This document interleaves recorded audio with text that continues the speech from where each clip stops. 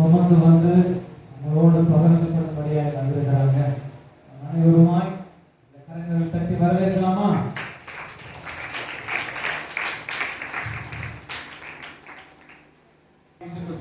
நாமத்தினால் அனைவருக்கும் நல்வாழ்த்துக்களை கொண்டு வருகிறேன். பரிசுத்த நாளிலும் தன்னுடைய நாமத்தை வைக்கும்படி நினைவை கொடுத்த உன்னதமான திருவள்ளிக்காய் நன்றி செலுத்துவோம். என்னுடைய தலைமை தாழ்த்தி கண்களை மூடி ஆண்டவரே என்னோடு பேசும் என்று சொல்லி கத்தரை கற்போம். நாம் ஆராதிக்கிற தேவன் உண்மையுள்ளவராய் இருக்கிறார். ஜீவிக்கிற தேவனை ஆராதிக்கும் தேவனுக்கு கொடுத்த கிருபைக்காக உலக அவ்வளவு பெந்தெகோஸ்தே நாளை அரசுக்கு திருச்சபையில் இல்லை. ஆவியானவர் கடலாய் ஊற்றப்படத்தக்கதாக, ஆவியானவர் வழிநடத்தத்தக்கதாக, ஆவியானவர் நம்ம வீட்டு கிருபை தரத்தக்கதாக அந்த கரங்களை அர்ப்பணி ஆண்டவரை என்னோடு பேசும் என்று சொல்லி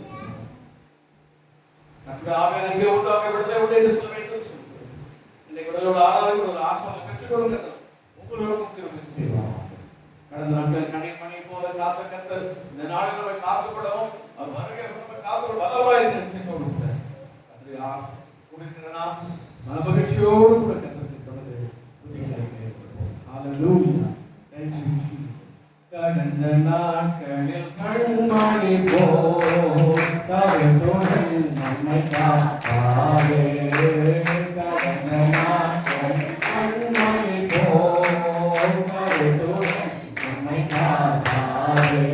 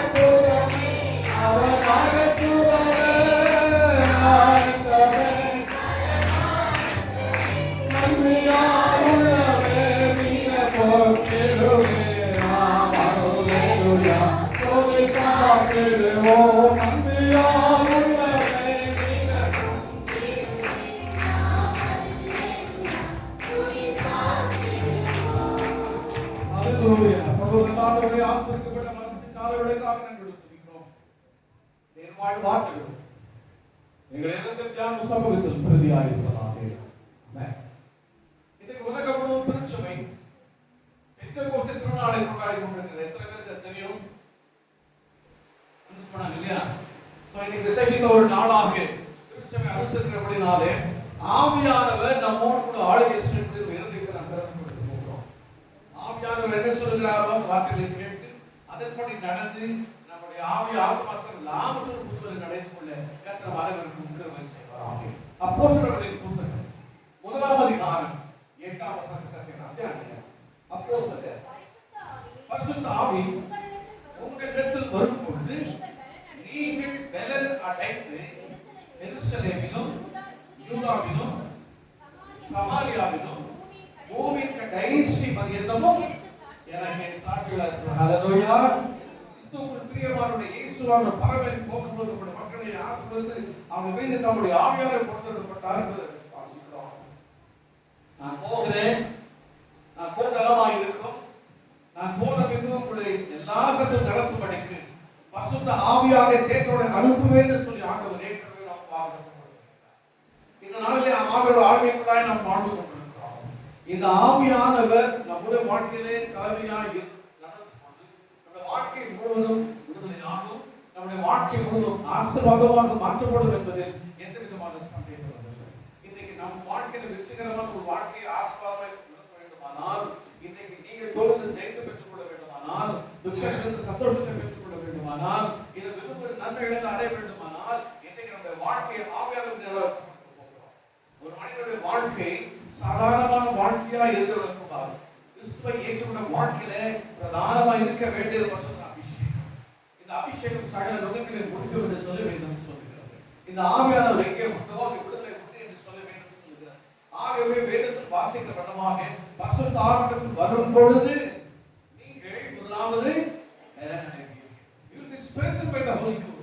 ஆவியானவர் வரும்போது அவருடைய வாழ்க்கையில் ஒரு பெரிய பலன்களை பெற்றுக்கொள்ள போகிறீர்கள். இன்றைக்கு ஒருவேளை நீங்கள் வாழ்க்கையில் போர்வெடுத்து இருக்கிறார், சோகம் இருக்கலாம், ஆண்டவரே எதற்காக கேள்விக்குறியா இருக்கிறது, கண்ணீரும் கவலைகளால் வாழ்ந்து கொண்டிருக்கிறேன், எடுப்பதெல்லாம் தோல்வியா இருக்கிறது, ஜெயிக்க பெற்றுக்கிற வழி கொண்டு எல்லா வழிகளும் அடைக்கப்பட்டிருக்கிறது. யாரிடத்திலும் விஷயமா நீங்களும் நானும் சொல்ல வேண்டிய ஒரே ஒரு இடம் பரிசுத்தருடைய சமூகத்தில் சேர்ந்த ஆவியானவரே உங்களுடைய கருத்துல என்னை ஒப்புக் கொடுக்கிறேன், என் வாழ்க்கையை ஸ்திரமாக சீர்படுத்தி ஸ்திரப்படுத்தி ஆசீர்வதிப்பதற்கு அவர் விடுவார். முதலாவது பலத்தை பெற்றுக் கொடுக்கிறோம். நீங்கள் பலனடைந்து கிறிஸ்துவுக்குள்ளாய் திடமனதாய் இருந்து கிறிஸ்துவுக்குள்ளாய் வளர்ந்து என்ன எல்லாவற்றிலும் நீங்கள் ஆசீர்வாதமாக தேவை உங்கள் எல்லாவற்றிலும் சாட்சியாக நிறுத்தி விரும்புகிறார். ஆக வரும்போது இரண்டு காரியங்கள் பலனடைகிறோம். இரண்டாவது ஆண்டவரை சாட்சியோட வாழ்க்கையை மாற்றி உங்களை ஆசீர்வதித்து உங்கள் மூலமாக அநேகருக்கு ஆசீர்வாதத்தை கொடுக்கிறார். இன்னைக்கு நம்முடைய வாழ்க்கையில ஆவியானவர் நோக்கத்தில் ஒரு அவசியம் ஏதோ கிறிஸ்தவ வாழ்க்கை வாழ்கிறோம் போகிறோம் என்பது அல்ல. அவர்கள் வாசிக்கிறோம் இருக்கிறார், விட்டதை காண்பிக்கிறார், எல்லாம் செய்கிறார். ஆனால் அவருடைய வாழ்க்கை எல்லாம் நடந்த பொழுது மனம் திரும்புகிறார்கள். சீமோன் வருகிறார், ஊழியத்தை நிறைவேற்றுகிறார். ஊழியத்தை நிறைவேற்றுகிற காரணத்தினாலே அவர்கள் எல்லாவற்றிலும் நன்மையை பெற்றுக் கொள்கிறார்கள். நன்மை பெற்றுக் கொள்கிற காரியங்களே சமையல் கேள்விப்படுகிறார்கள். அவர்கள் இப்பொழுது சமாரியாவில் வந்த போது வாசிக்கலாமா? அப்ப நம்முடைய 8ஆம் அதிகாரம் 12ஆம் வசனம். தேவனுடைய ராஜ்யத்துக்கும் இயேசு கிறிஸ்துவினுடைய நாமத்துக்கும் ஏற்றவர்களை குறித்து பிலிப்பு பிரசங்கித்து அவர் விசுவாசித்த பொழுது புருஷரும் ஸ்திரீகளும் ஞானஸ்நானம் பெற்றார்கள். கிறிஸ்துவுக்குள் பிரியமானவர்கள் ஞானஸ்நானம் மிகவும் மிகவும் அதிகமாய் நமக்கு தேவையாக இருக்கிறது. இயேசு கிறிஸ்துவை ஞானஸ்நானம் பெற்ற வேதத்திலே வாசிக்கிறோம். அந்த சுவிசேஷம் 3ஆம் அதிகாரம் 16-17 வசனங்கள். யோவான் ஸ்நானத்திலே வந்து ஆண்டவர் ஞானஸ்நானம் பெற்றுக் வருகிறார். அவர் தடை செய்கிறார். இப்போ தடை செய்யாத சகலமும் நேர்ந்து நடக்க வேண்டும் என்று எனக்கு இடம் கொடு என்று சொல்லி இயேசு கேட்கிறார். ஆகவே யோவான் ஸ்நானத்திலும் ஆண்டவருக்கு ஞானஸ்நானம் 16ஆம் வசனம் என்ன நடக்குது? சத்தமா வாசிங்க. இயேசு ஞானஸ்நானம் பெற்று கரை ஏறின பின்பு இதோ வானம் திறக்கப்பட்டது. தேவ ஆவி புறாவை போல தம்மேல் வருகிறதை இயேசு கண்டார். அடுத்த வசனம் சொல்கிறது, அன்றைய வானத்திலிருந்து ஒரு சத்தம் உண்டாகி இவர் என்னுடைய நேசகுமாரன், இவர் பிரியமாய் என்று ஒரு சத்தம் கேட்டார். வானத்தில் சத்தம் உண்டாக இயேசு கிறிஸ்து ஞானஸ்நானம் பெற்று ஜனத்தில் வந்து எழுப்பின உடனே வானத்திலிருந்து புறாவாகிய தேவ ஆவியானவர் புறாவில் இறங்கி வருகிறது. அதுதான் இருக்கிறார். கிறிஸ்துவுக்குள் பிரியமான சத்தம் உண்டாகிறது. இவருடைய நேசகுமாரன் நான் பிரியமா இருக்கிறேன் சொல்லுகிறார். கிறிஸ்துவுக்குள் பிரியமானவர்களே, இயேசு கிறிஸ்து ஞானஸ்நானம் பெற்றார். அதே போல இயேசு விசுவாச அனைவரும் நீங்களும் நானும் ஞானஸ்நானம் பெற வேண்டியது மிகவும் சபை குறித்து அடிக்கடி கேள்விப்படுகிற காரியம். இந்த மாதத்தில் இதுல ஞானஸ்நானம் பெற்றார்கள், இதுக்கு வாக்கு கொடுத்திருக்கிறார்கள், ஆதாயம் கொடுத்திருக்கிறோம் என்று கேட்கும்போது மிகவும் மகிழ்ச்சியா இருக்கிறது. ஒவ்வொரு திருச்சபை இருக்க வேண்டுமானால் நம்முடைய ஆலயத்திலே ஆத்துமாக்கள் சேர்க்கப்பட ரட்சிக்கப்பட அனைவரும் ஆண்டவர் தேவனுடைய ஆலயத்திலே சேர்த்துக் கொண்டு வந்தார் என்று சொல்லி அப்ப 2ஆம் அதிகாரத்தில் வாசிக்கிறோம். ஆன்மீகமானவர்களே, ரட்சிக்கப்படுவது மாத்திரமல்ல, நாம் மூழ்கி பாவத்துக்கு என்று மறைந்து நீதிக்காக வைக்கப்படி ஞானஸ்நானம் பெற்றுக் கொள்ள வேண்டும். அமிதமாக பிரசங்கிக்கும் பொழுது அநேக விசுவாச ஞானஸ்நானம் பெற்றுக் கொண்டார்கள். ஆனால் நடந்தது என்ன? அப்போஸ்தலர்கள் 8ஆம் அதிகாரம் வசனம் அழகாக சொல்லுகிறது. 14ஆம் வசனம், சமாரியர் தேவ வசனத்தை ஏற்றுக்கொண்டதை எருசலேமில் அப்போஸ்தலர்கள் கேள்விப்பட்டு பேதுருவையும் யோவானையுடனே அனுப்பினார்கள். இவர்கள் வந்தபோது அவர்கள் ஒருவரும் பரிசுத்த ஆவியை பெறாமல் கர்த்தராகிய இயேசு கிறிஸ்துவின் நாமத்தில் ஞானஸ்நானம் மாத்திரம் பெற்றிருந்தார்கள் என்று கண்டு, ஞானஸ்நானம் மாத்திரம் தான் எடுத்திருக்கிறார்கள், ஆனால் பரிசுத்த ஆவியை பெற்றுக்கொள்ளவில்லை என்பதை அவர்கள் கண்டு அடுத்த வேதம் சொல்லுகிறது. அவர்கள் பரிசுத்த ஆவியை பெற்றுக் கொள்ளும்படி அவர்களுக்காக ஜெபம் பண்ணி அவர்கள் மேல் கைகளை வைத்தார்கள். அப்பொழுது அவர்கள் பரிசுத்த ஆவியை பெற்றார்கள். இன்றைக்கு இந்த வசனம் நீங்களும் நானும் பரிசுத்த ஆவியானவரை பெற்றுக்கொள்ள வேண்டும் என்று விரும்புகிறார். வேற பசங்க விசுவாசிக்கலாம், என்னை ரட்சிக்க ஒப்பு கொடுங்க, சில கைக்கு ஒப்பு கொடுத்திருக்கலாம், எதுக்கு ஒரு ரட்சிப்பு நிறைவேறுகிறது என்பது மாத்திரம் அல்ல, எனக்கு ஒவ்வொரு நாளும் அந்த ரட்சிப்பை நாம் காத்துக்கொள்ள வேண்டும்.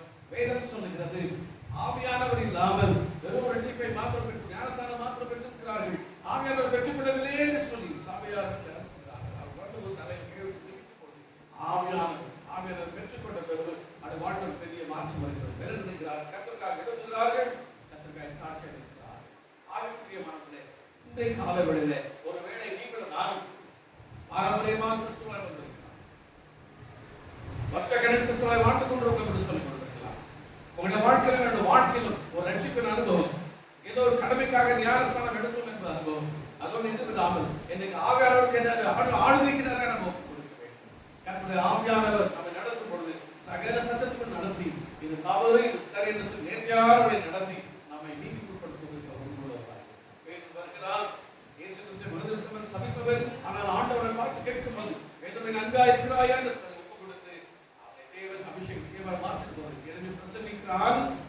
ஒரே பிரசங்கத்தில் எத்தனை பேர் ரட்சிக்கப்பட்டாங்க? 3000 பேர். பரிசுத்த ஆவியானவர் எவ்வளவு பெரிய ஆளுமைக்கு நேராக நடத்துகிறார் என்பதை இந்த ஆவியானவர் பெற்றுக்கொள்ள வேண்டும்.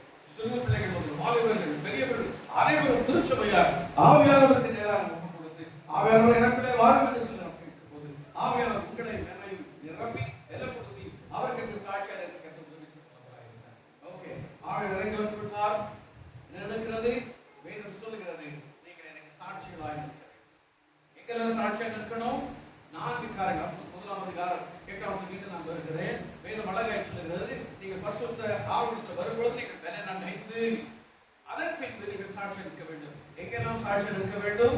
4 இடங்களில் ஆண்டவர் சாட்சி இருக்க சொல்றார். எருசலேமிலும், யூதேயாவிலும், சமாரியாவிலும், பூமியின் கடைசி பரியந்தம் எனக்கு சாட்சியாக கிறிஸ்துவுக்குள் பிரியமானவர்களே, இன்னைக்கு பரிசுத்த ஆவியானவரை பெற்றுக்கொள்ள வேண்டும் என்று சொன்னால், சொன்னால் நம்முடைய வாழ்க்கையிலே சில அடையாளங்களை நாம் வெளிப்படுத்தி ஆக வேண்டும். ஆண்டவர் சொல்கிறார், இன்னைக்கு வெறும் கிறிஸ்துவை சொல்லி நாம் மாற்றிக்கொள்வது நாம் சாட்சியாய் வாழ வேண்டும். இவன் கிறிஸ்தவர்கள் ஆவியானவர் இருக்கிறார், கர்த்தருக்கு பயங்கர வாழ்க்கை உண்மை இருக்கிறது, இவன் நன்மை சொல்ல இருக்கிறார், கிறிஸ்துவை அறிவிக்கிறார்கள், கிறிஸ்துவ வாழ்கிறார் என்று சொல்லத்தக்க நான் வாழ்க்கையை இன்னைக்கு நீங்களும் நானும் அடைய வேண்டும் என்று கர்த்தர். முதலாவதாக எருசலேமிலே நாம் சாட்சிகளாக இருக்க வேண்டும். சொன்னால் சொந்த குடும்பம் என்று அர்த்தம். நாம் சொந்த குடும்பத்திலே கர்த்தருக்கு என்று சாட்சியாக இருக்க வேண்டும். கணவன், மனைவி, அவருக்கு தேவ கிருபையாய் கொடுத்த பிள்ளைகள் அனைவரும் கிறிஸ்துவுக்குள் ஒற்றுமையாக இருக்க வேண்டும். அந்த குடும்பம் சாட்சியான குடும்பமாக இருக்க வேண்டும். குடும்பத்தின் தலைவனாகிய அந்த புருஷன் தன் மனைவிக்கும் பிள்ளைகளுக்கும் முன்மாதிரியாக இருக்க வேண்டும். வீடை கட்டுவதற்கு ஆண்டவர் ஸ்திரீயை கொடுத்திருக்கிறார். அந்த ஸ்திரீ தன் கணவருக்கும் பிள்ளைகளுக்கும் சாட்சியாக இருக்க வேண்டும். தேவ பிள்ளைகளை கொடுத்திருக்கிறார், அவன் பெற்றோருக்கு சாட்சியாக இருக்க வேண்டும் என்று ஒவ்வொருக்கும் தேவன் ஒரு பங்கை கொடுத்திருக்கிறார். இன்றைக்கு நாம் முதலாவது குடும்பத்திற்கு சாட்சியை காத்துக்கொள்ள வேண்டும். நம்முடைய சாட்சியை காத்துக்கொள்ள வேண்டுமானால் பரிசுத்த ஆவியானவர் மிகவும் அதிசயமாய் அற்புதமாய் கைவிடுகிறார். இன்றைக்கு நம்முடைய கணவனை குறித்து நல்ல சாட்சி மனைவி கொடுக்க முடியுமா? மனைவி குறித்து கணவன் சாட்சி கொடுக்க முடியுமா? நம்முடைய பிள்ளைகளை குறித்து சாட்சி கொடுக்க முடியுமா? சற்று யோசித்துதான் நம்முடைய குடும்பத்தை நாம் எப்படி வாழ்கிறோம்? கர்த்தருக்கு பயந்து அவர் வழியில் நடக்கிற ஒரு குடும்ப தலைவனாக நம்முடைய குடும்பம் இருக்கிறதா? 128ஆம் சங்கீதம் 1ஆம் வசனம் சொல்லுகிறது, கர்த்தருக்கு பயந்து அவர் நடக்கிறவன் எவனோ அவன் பாக்கியவான். அவன் மனைவி அவன் வீட்டவர்களில் தனித்தரும் ராட்சை குடிப்போடு அவன் பிள்ளைகள் பங்கு சுற்றிலும் எல்லாம் ஆசீர்வாதமாக இருக்க வேண்டும் என்று சொன்னால் அந்த கணவன் கர்த்தருக்கு பயந்து நடக்கிறவன் ஆவியானவரை பெற்று சாட்சியாக இருக்க வேண்டும் என்றால் தேவனுடைய சரிதாக்கும் போது இருக்க முடியும். கிறிஸ்துவுக்குள் பிரியமா முதலாவது இன்னைக்கு நம்முடைய குடும்பத்திலே நாம் சாட்சியாக இருக்கிறோமா? பிள்ளைகள் எங்க அப்பா கொடுத்து சொல்ல முடியுமா? எங்க அப்பாவை போல எப்பவுமே நம்முடைய பிள்ளைகளுக்கு முதல் ஹீரோ யாரு? எல்லா வீட்டு பிள்ளைகளுக்குமே முதல் ஹீரோ யாரு? எவ்வளவு பெரிய ஹீரோவா இருந்தாலும் அவங்க அப்பா தான் ஹீரோ. எங்க அப்பாவை மாதிரி யாரும் எல்லாரும் மாற்றம் சொல்லுவோம். நான் அப்பதான் சொல்லுவேன், எங்க அப்பா எனக்கு ஹீரோ. ஒவ்வொரு வீட்டுல அப்படிதான் இருக்கும். இதே மாதிரி ஒரு குடும்பத்துல 2 பையன் இருந்தாங்க. ஒருத்தர் சரியான குடிகாரன், இன்னொரு பையன் நல்லவனா இருந்தான். மூத்தவங்க கூப்பிட்டு கேட்டாங்க, நீ ஏன் குடிகாரனா மாறின? எங்க அப்பா தான் காரணம், எங்க அப்பா தான்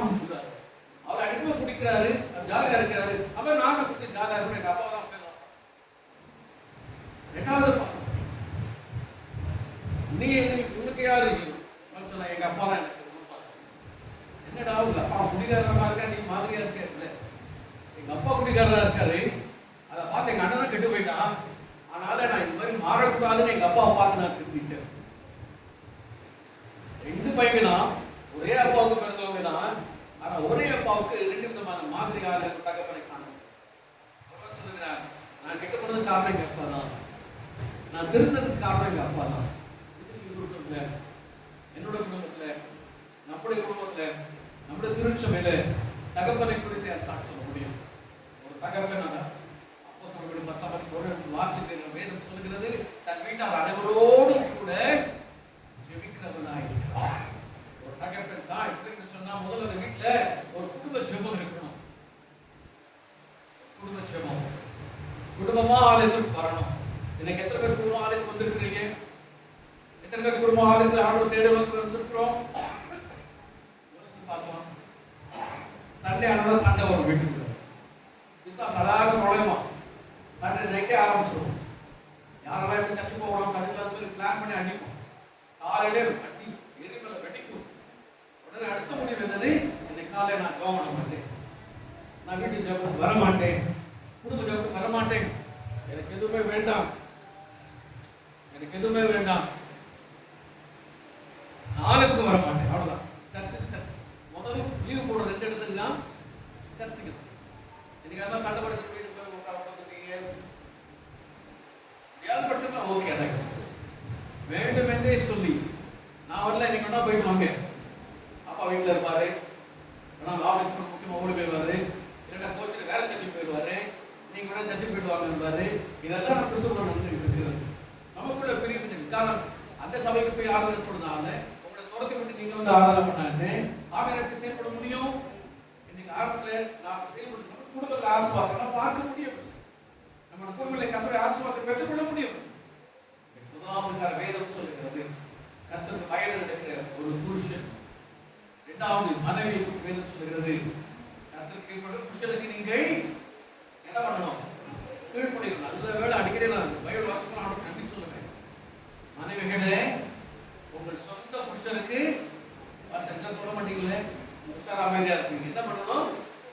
கீழ்ப்படிங்க. ஒரு வேலை உள்டாவா எழுதி வச்சிருந்தா, புருஷர்களே உங்கள் சொந்த மனைவிக்கு என்ன நிலைமை ஆயிருக்கும் சொல்லாமே தான் இருக்கு. கல்யாணம் நடக்குது, பெண்கிட்ட மாப்பிள்ளை வாக்கு கேட்போம், அப்படிதானே? அப்ப அதை கொண்டு சொல்லுங்க, எப்படி கொடுத்துருக்காங்க, இது அப்படியே படி அப்படிங்கிற ரயில்வாய். வாழ்க்கை முழுவதும் என் புருஷனை மதிக்கவும் எழுதியிருக்கிறாங்க. இந்த அம்மா படிக்கிறது, என் வாழ்க்கை முழுவதும் என் புருஷனை மிதிக்கவும் வாழ்ந்திருக்கிறேன். ஆரம்பமே கல்யாணம் ஆயிடுச்சு, 2 பேருக்கு சண்டை வந்துருச்சு, நேரம் ஆயிருக்க போறாங்க. பாஸ்டர், எனக்கு இந்த புருஷனை பிடிக்கல, எனக்கு வேண்டாம், எனக்கு டைவர்ஸ் பண்ணணும், பிரிச்சு விடுறேன், எனக்கு பிரிச்சு விட்டுருங்க. என்னம்மா நீ தானமா வாக்கு கொடுத்த, ஆலயத்தில் வச்சு உன் புருஷனோட சந்தோஷமா வாழ்விலும் உன்னோட தான் இருப்பேன்னு சொன்னியே அப்படின்னு அவர் சொல்லும்போது சொல்றார், நானா பாஸ்டர் சொன்னேன், நானா சொன்னேன், நீங்க பின்னாடியே சொல்ல சொன்னீங்க, நீங்க சொன்னதை நான் சொன்ன பாஸ்டர், நானாவே சொன்னேன். எப்படிலாம் சமாளிச்சு குடும்பத்தாரே சண்டை வரதே இருக்குதான், தப்பு இல்லை. புருஷன் சண்டை வரும், சண்டை வரும், இதெல்லாம் சகஜம். ஆனா அதுக்குள்ளே எல்லாம் மனைவி கீழ்படுகிற ஒரு மனைவியா இன்னைக்கு எல்லா இடங்களிலும் எங்கே பார்த்தாலும் நீயா நானா அப்படிதான் போகுது.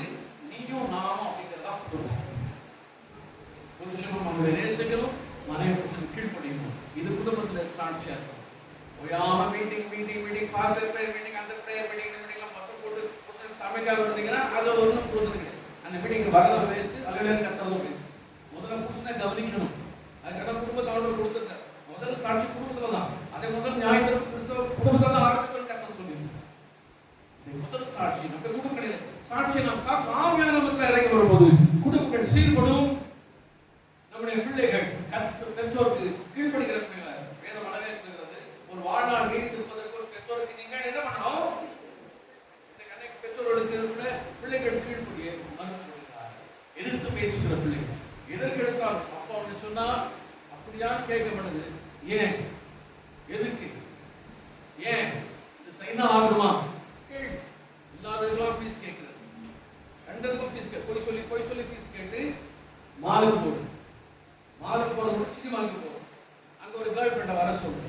ரெண்டு பேரும் ஜாலியா சுத்திட்டு அப்பா அம்மாவுக்கு தெரியாம வீட்டுக்குள்ள போயிடுது. சிகரெட் குடிச்சா நாக்கு அடிக்கும் சொல்லிட்டு சிகரெட் குடிச்சிட்டு போகுது. அதனால பிராகன்ஸ் வரும். சிகரெட் ஒரு சிகரெட் சொல்றாங்க 100 சிகரெட்டுக்கு சமமா. நான் தவறாம சிகரெட் பிடிக்கிறாங்கிறான். ஆனா ஒரு சிகரெட் 100 சிகரெட்டுக்கு சமம் அப்படின்னு ஒரு பர்டிகுலர் சொல்றாரு. முறையில் சம்பந்தப்பட்ட வைத்து சொல்றாரு. இதுக்கு எத்தனை அக்கிரமம் நடந்து கொண்டு எத்தனை பிள்ளைகள் வாலிபர்கள் பெற்றோரை ஏமாற்றிக் கொண்டு இருக்கிறோம். யோசித்து பாருங்க. ஐயோ என் கண்ணுக்கு அவர் தேவதை மாதிரி தெரியுறாங்க. ஆரம் தேவதை மாதிரி தான் தெரியும். அது உடம்புல எவ்வளவு பிசாசுங்கிறது நீங்க அப்புறமா பாப்பீங்க. ஐயோ இவன மாதிரி விட்டா ஹேண்ட்ஸம் இது என்ன அழகன்னு தெரியுமா? என் புருஷன மாதிரி உலகத்துல அதுக்கப்புறம் அவன் தான் கொடுத்துட்டா அவங்க வெட்டுவோம். ஜாக்கிரதை. காதல் கண்ணை மறைக்கும். காதல் உள்ள கண்ணுல இருக்கு நேராக போகும். வாலிபர்கள் வாழ்க்கை அவர்களை கெடுத்துக் கொண்டிருக்கிறார். எத்தனை பேர் விரும்பி நினைச்சுட்டதெல்லாம் சமுதாயத்துக்கு ஒத்து வராத காரியங்கள் எல்லாம் செய்து பாவங்கள் விழுந்து போட்டாங்க. திருமணமே செய்து கொள்ளாமல் பெற்றோருக்கு தெரியாமல் வாழ்ந்து கொண்டு குடும்பம் நடத்தி இடையிலே பிரிந்து சேர்ந்து போகிறார். எத்தனை தற்கொலை. காரணம் என்ன? அங்க ஆவியானவர்களை கற்றுக்க வேண்டும். முதலாவது வேதம் சொல்லுது இன்னைக்கு முதல்ல வேதத்தை வாசிக்கணும். குடும்ப ஜெபத்தை பண்ணணும். குடும்ப ஆராதனைக்கு வரணும். குடும்ப திருச்சபையில பங்கு பெறணும். பெரியவர்களுக்கு கீழ்ப்படியணும். எல்லாத்தையும் பிள்ளைகளுக்கு நாம் சொல்லிக் கொடுக்கணும். இது முதலாவது காரியம். இன்னும் நிறைய காரியங்கள் எப்படி நம்ம ஆட வேண்டும், எப்படி படத்தில் ஆண்டு சாட்சி இருக்க வேண்டும், வாசித்து பல காரியங்களை தேவை. இரண்டாவது சமான் யூதாவி. யூதேயர் சொன்னா சொந்தக்காரங்க திருச்சபை. இந்த சபைக்குள்ள சாட்சியா இருக்கும். நீங்க சபைக்கு வந்திருக்கிறோம். எத்தனை பேர் ஒருத்தர் நல்லா பேசிக்கிறீங்க? எல்லா சகோதரோட பேசுறீங்களா?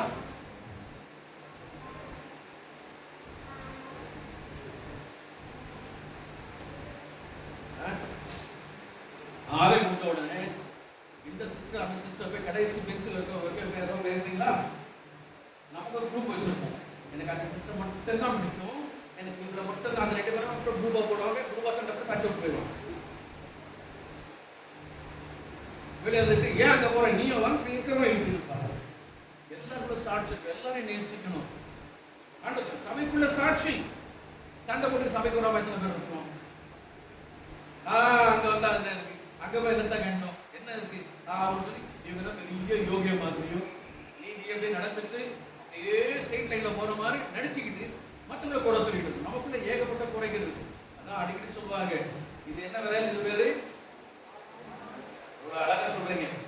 மற்றவங்களை பார்த்து ஆள் காட்டி சொல்றோம், நீ மோசம், நீ இப்படி பண்ண, ஒரே வரல தான் சொல்லுது. ஆனா உங்களை பார்த்து 3 வருஷம் டேய் நீ படா பிஸ்தாடா 3 வருடம் நம்மளப்பா சொல்லிட்டு இருக்கு. நீ அதை விட கேவலமான 3 மடங்கு மோகம் தாண்டி நம்மளப்பா சொல்லிட்டு நம்ம அதை மறந்து போகணும். மற்றவங்களை பார்த்து Poynting out to somebody but 3 things are pointing towards உங்களுக்கு இந்த 3 சொல்லுது. நீ மோசமான ஆள் போல திரு மற்றவங்களை அறிவுரை சொல்லணும், மற்றவங்களை ஏற்றுக்கொள்வதில்லை. யோசித்து பாருங்க. நம்ம சபைக்குள்ள ஒரு ஐக்கியம் இருக்கணும். சின்ன சின்ன விஷயங்கள்லாம் நடக்கிறது இதெல்லாம் ஒரு பெரிய வலைய போடும். மீன் பிடிச்சலுக்கு மீன் துள்ளி குச்சி வெளியே போகிறதா ட்ரை பண்ணும். ஆனா முதலாவது வலைக்குள்ள ட்ரை பண்ணும். சின்ன சின்ன விஷயங்கள் எல்லாம் மூஞ்சி வச்சு எடுக்கணும். சின்ன சின்ன விஷயம்லாம் கோச்சு ஆளுக்கு வராம இருக்கக்கூடாது. எனக்கு அது பிடிக்கல, எனக்கு இது பிடிக்கல.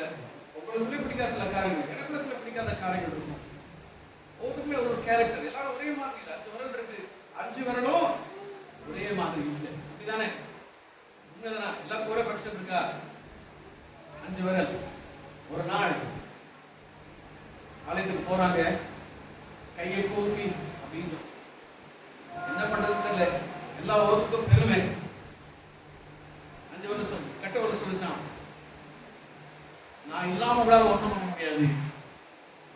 அசைச்சு பாருங்க, கை இருக்குல்ல, வரவு இருக்குல்ல, இந்த வரவு இல்லாம ஏதாவது உங்களை படம் பிடிக்க முடியுமா? எழுத முடியுமா? ட்ரை பண்ணி பார்க்கலாம். பட் வித்தவுட் திஸ் தம் கட்டவர் இல்லாம ஏதாவது செய்ய முடியுமா? இதுதான் ஹோல்டு. எல்லாருக்கும் ஹோல்டு இதுதான். இதை வச்சுதான் பண்ண முடியும். நான் சொல்லிச்சான், என்னால இல்லாம உங்களால ஒண்ணும். ஆனா நிறைய பேர் என்ன சொல்றோம், நான் யாருக்கு தெரியுமா கேட்கிறோம்ல, என்ன என்ன பண்ண முடியாது சொல்லுங்க. அப்புறம் கரெக்டா தான் சொல்லிட்டு வரீங்க. கரெக்ட் எவ்வளோ யோகியமா பேசுறோம். நான் என்ன யாரும் சொல்லுங்க, ஆக்ஷன் கொடுக்குறேன். என்ன பண்ண முடியாது? ஆட்டவும் முடியாது, அசைக்கவும் முடியாது. என்ன தான் பேசிருக்கிறோம்.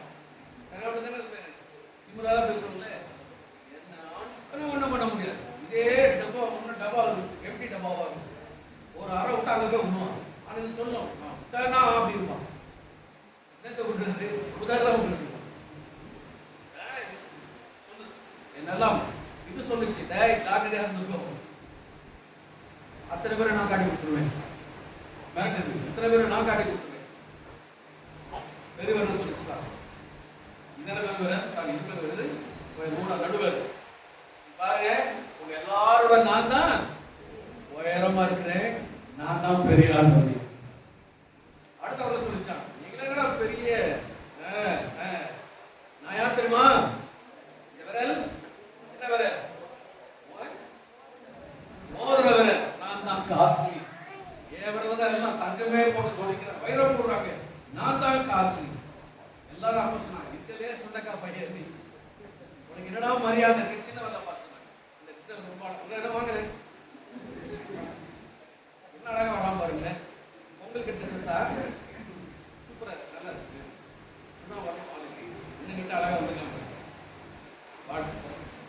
இந்த அம்மா எல்லாம் கேவலம் பேசினாங்களா, ரொம்ப தூத்து போச்சான், அம்மா இதெல்லாம் ஒன்றும் செய்ய முடியாது, இவர் எல்லாரையும் காட்டி கொடுத்துருவாரு, இவரெல்லாம் உயரமானவர், இவர் பக்கத்துல இருக்காரு, நம்ம என்ன ஒண்ணு வந்து எல்லாரும் சொல்லிச்சாங்க, ஆளுக்கு போகும்போது கொஞ்சம் பேர் தான் போறோம், ஆனா கடவுளை தரிசிக்கும் போது நான் தான் எல்லாருக்கும், ஆனா கடவுளுக்கு ஃபர்ஸ்ட் கடவுளை என்னதான் தரிசிக்கிறேன், எல்லாருமே ஒண்ணு, எனக்கு முன்னாடி கத்தர் கடவுள் தான் எவ்வளவு அழகா இருக்கு, நினைக்கலாம் உடைய வாழ்க்கையில ஒன்று கூட ஐக்கியத்தை கொண்டு வரணும், அந்த 5 வருஷம் சேர்ந்து செயல்பட்டால்தான் வாழ்க்கையில சகலமும் நேர்த்தேன். சபைக்கு ஒரு ஐக்கியம், சின்ன சின்ன விஷயங்கள் மறந்துருங்க, மன்னிச்சிருங்க, அவ்வளவுதான், கஷ்டம் மனசுல வச்சுக்கிட கூடாது, அதுக்காக ஆவியானவர் தேவைப்படுகிறார். எனக்கு அடிக்கடி நான் சொல்லிடுறது, ஆனா அப்படியே ஓடுவாங்க வேக வேகமா, அப்படியே எல்லாருக்கும் மறந்து போயிடும் ஓடுவாங்க. ஒரு சிலர் வரும்போது மஞ்சள் போயிடும் வருவான், நேராக கை கட்டுவாங்க, மார்க்கெட்ல போய் நிற்பாங்க, மீன் வாங்க கேட்கறதுல சந்தோஷமா இருங்க, ஆனா அது கூட ஒரு ஐக்கியத்தை வச்சுக்கோ, ஐக்கியம் இருக்கணும். வெளியே வரும்போதே பார்க்கணும், ஐயோ இவனோட செருப்பாச்சே, செருப்பு வச்சே கண்டுபிடிச்சுவாங்க, செருப்பு பார்த்து அப்படியே போயிடும், கத்துக்குள்ள வர மாதிரி, இதெல்லாம் சபைக்குள்ள எடுக்கிறது, இதெல்லாம் அந்த அவலட்சணைகள் எல்லாம் தெரிஞ்சு. அதே மாதிரி சொந்தக்காரங்க அண்ணன் தம்பி அப்பா தங்கச்சி ஒவ்வொருக்குள்ளையும் கண்டிப்பா பிரச்சனை வரதான் செய்யும், வராம இருக்க. நாங்க எங்களுக்குள்ள சண்டையே போட்டுக்கிட மாட்டோம், எங்களுக்குள்ள நாங்க அப்படி இப்படிலாம் சொல்லணும், எல்லாம் ஒன்னா நம்ம துவா கூடாது, ஒருத்தர் நம்ப கூடாது, எல்லாம் பாடலாம் அப்படி சொன்னாங்கன்னா யாரும் நம்பவும் கூடாது, எல்லாருக்கும் பிரச்சனை வரதான் செய்யும். ஆனா நீங்க ஒருத்தர் விட்டு கொடுத்து போவோம், எங்க அண்ணன் தானே, என் தங்கச்சி தானே, எங்க அத்தான் தானே, என் மச்சான் தானே, விட்டு கொடுத்து போவோம். நீ என்ன சொல்றது, நான் என்ன கேட்கறது, அதல்ல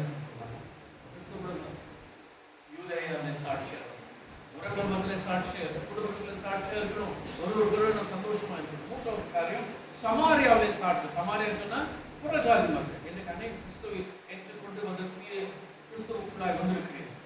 ஒரு காலத்துல அந்த காலத்துல இருந்தோம், ஆச்சரியமான வழிகட்டை வரவழைத்திருக்கிறார், அவருடைய பிள்ளைகளை அறிவித்து கொள்ளப்பட்ட ராஜரிக கூட்டம் என்ன மாற்றி இருக்கிறார். இன்றைக்கு அவர்கள் வந்த நீங்கள் மற்றவர்களுக்கு போய் சாட்சி, அண்டை வீட்டார் மத்தியிலே பக்கத்து வீட்டுக்காரங்க உங்களுக்கு கொடுத்து என்ன சாட்சி சொல்றாங்க, நாம சொல்ற பக்கத்துல உட்கார்ந்து வேலை பார்க்கறவங்களுக்கு கொடுத்து என்ன சாட்சி சொல்றாங்க, ஐயோ உண்மையிலே ஒரு கிறிஸ்தவர் தாங்க, இந்த வாழ்க்கை ரொம்ப சாந்தமா இருப்பாரு, உண்மையா இருப்பாரு, திருட மாட்டாரு, பொய் சொல்ல மாட்டாரு, இவர மாதிரிதான் மனுஷன் இருக்கணும் அப்படிங்கிற ஒரு நல்ல சாட்சி நாம எடுக்கணும். இன்னைக்கு நம்ம வாழ்க்கையில சாட்சி இருக்கா? சுற்றுவட்டார கூட்டு என்ன சொல்லுகிறார்கள், பக்கத்து வீட்டுக்காரங்க என்ன சொல்றாங்க, எல்லா இடங்களும் பிரச்சனை வரலாம். நம்ம வீட்டுல கூட்டுறோம், பெருக்கிறோம், குப்பை போட்டு எங்க போடுறோம், நம்ம வீட்டுல போடுறோம், பக்கத்து வாசல போட்டு, அதான் எப்ப எல்லாம் அவங்களும் 9 கோடி பேர் கட்டி தள்ளும், அதான் பாருங்க நம்ம இப்ப நம்ம வீட்டுல தள்ளி அப்படி எட்டி பார்த்து பக்கத்து வீட்டு காம்பவுண்ட்ல போட்டு நம்ம வீட்டுக்கு கரெக்டா சேர்த்து போட்டு எடுத்து போடணும். சின்ன சின்ன விஷயங்கள் கூட நாம் இன்னைக்கு சாட்சியா இருக்க மறந்து கொடுக்கணும். ஆக நான் பிரச்சனைகள் எங்கே பார்த்தாலும் உலகம் எப்படி வேணாலும் இருக்கட்டும், ஆனால் ஆழ்ந்த வரும்பொழுது நீங்கள் சாட்சியை பார்த்து வருவதற்கு சமாரிய புறஜாதிகள் மத்தியிலே கிறிஸ்துவ அறியாத மக்கள் மத்தியிலே, உங்களோட வேலை செய்கிற மக்கள் மத்தியிலே, தூரத்தில் இருக்கிற மத்தியிலே நீங்கள் சாட்சியா இருக்க வேண்டும். நம்பர் 4 பூமியின் கர்த்தர் எங்கெல்லாம் வச்சிருக்கிறாரோ அங்கெல்லாம் நம்ம சாட்சியா கர்த்தர் எங்கெல்லாம் வச்சிருக்கோம் சாட்சியா. துபாய் வச்சிருக்கேன், ஆஸ்திரேலியா வச்சிருக்கோம், அமெரிக்கால வச்சிருக்கேன், எங்க அப்பா அம்மாவுக்கு தெரியாது, நான் பண்ற பாவங்களை கண்டுபிடிக்க முடியாது அப்படின்னு நீங்க நினைக்கலாம். ஆனால் 2 நாளாக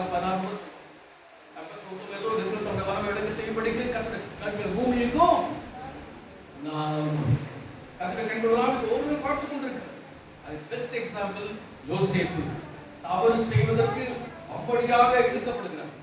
பாலியல் துன்பத்துக்கு ஆளாக்கப்படுகிறான். வாலிப பையன் எஜமானி என்னோடு கூட பாவம் செய்து அழைக்கணும் சொல்கிறான். இல்லை, எல்லாம் எஜமானி கொடுத்துட்டார். அப்படி இருக்கும்போது அவன் சொன்னான், எஜமான் கூட பாவம் செய்ய மாட்டேன் அவன் சொல்லல, தேவனுக்கு விரோதமாய் நான் பாவம் செய்வது சாதிட்டு உதவிட்டு ஓடி போகிறான். வீட்படி சுமக்கிறான் செய்யணும். ஒரு நாள் வந்தது பாருங்க, கர்த்தர் அவன் சாட்சியை காத்துக் கொண்டபடினாலே அவன் தேசத்துக்கு பிரதமனாக அது அவன் தான் வாழ்க்கையில் பசுமாக பெற்றுக் கொடுக்க உதவி செய்யலாம். அவருக்கு காத்துக் கொடுக்கலாம். அவர் எனக்கு அவர் காத்துக் கொடுக்கலாம். ஒரு நாளும் ஆனாலும் எனக்கு அந்த ரத்தத்தை சிந்திது மாசம் கழிவறை பசுத்தமாக இருக்கு. நமக்கு இந்த சாட்சியை வாழ இன்றைக்கு ஒரு கொடுத்து மாற்றுகிறார். இது வரைக்கும் நான் வைராக்கியம் கஷ்டப்பட்டு வெறுத்து அதில் ஒதுக்கி அதை பேசாம இருக்கு. இன்னைக்கு அப்படி இல்லை. மற்றொரு பழக்கம் இருக்கும். நமக்கு அந்த தவறு செய்தா சுட்டி காட்டுறோம் இல்லை, அதே தப்பு நம்ம செய்தா ஒத்துக் கொடுக்கக்கூடிய அந்த பழக்கமே இருக்காது. தப்பு செய்த ஒத்துக்கவே மாட்டாங்க. மக்கள் என்னதான் பேசினாலும் ஆர்கியூ பண்ணிட்டே இருப்பாங்க, அக்செப்ட் பண்ண மாட்டாங்க. நான் தப்பு பண்ணேன் தெரிஞ்சாலும் தப்பு பண்ணேங்கிறது நீங்க வாகாத பாவங்களோட போட்டு அந்த பாவத்தை சுத்தி சுத்தி வந்து கிடைச்சலாம். அந்த கழுத்தை இருக்கு. அதனால் இந்த நாடு ஒரு வேலைன்னா தவறு செய்த அதை ஒப்புக்கொள்ள வேண்டிய நிலைமை காரணத்தை ஒப்புக்கொள்ளும் ஆசிரியர் நாளைக்கு ஆண்டவரை நோக்கு பசுவாரத்தில் வரும்பொழுது வேலை நடந்தது. இஸ்ரேலிலும் யூதேயாவிலும் சமாரியாவிலும் கடைசி வரையும் வந்து எனக்கு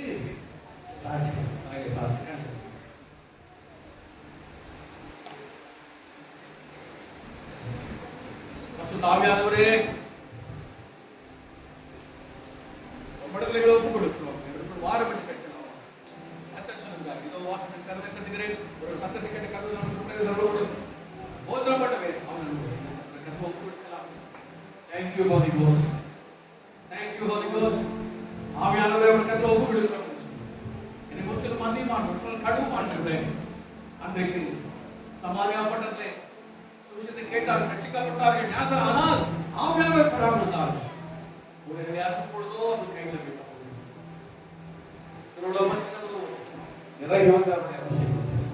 சாட்சிகளாய் மாறுவது நாங்கள் திருச்சபையா சாட்சியாய் மாறுகிறது விஷயம். நன்றி பரிசுத்தார். ஒப்புக் கொடுக்கலாமா? நான் என்று எனக்கு வேண்டாம். வீமுக்காக வாழ்கிற கர்த்தரை விட்டுக் கொடுக்க எனக்கு உதவி செய்யும். இன்று நான் கர்த்தருடைய சாட்சியாக இருக்க எனக்கு உதவி செய்யும். என் குடும்பத்தில் தனிப்பட்ட வாழ்க்கையில் என் மனைவிக்கு பிள்ளைக்காக நான் சாட்சியாக இருக்க சமுதாயத்தில் சாட்சியாக இருப்பது, திருச்சபையில் சாட்சியாக இருப்பது செய்யும். ஆண்டவரே உலகத்திலே சாட்சியாக இருப்பது செய்யும். உலகத்தில் கடையில் எங்கே இருந்தாலும் சாட்சியாக வாழ்வது கேட்கலாம். உங்க கிருபையினால் என்னை தாங்குகின்றது. உங்க கிருபையினால் என்னை நடத்துகின்றது. உங்க கிருபையினால் என்னை தாங்குகின்றது. உங்க கிருபையினால் என்னை நடத்துகின்றது. கிருபையே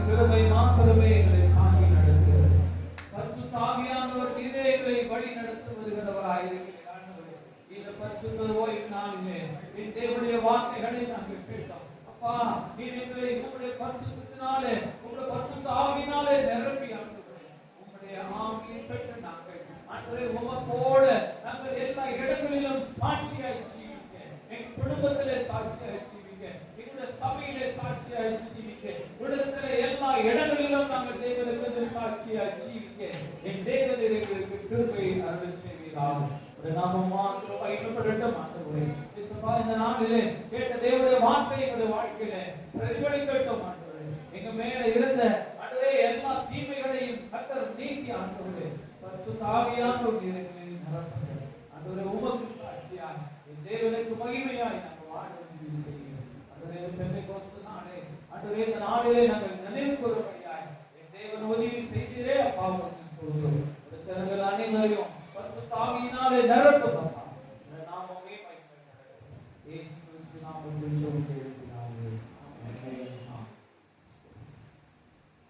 நம்முடைய கர்த்தராகிய இயேசு கிறிஸ்துவின் கிருபையும் பிதாவாகிய தேவனுடைய அன்பும் பரிசுத்த ஆவியானவருடைய ஐக்கியமும்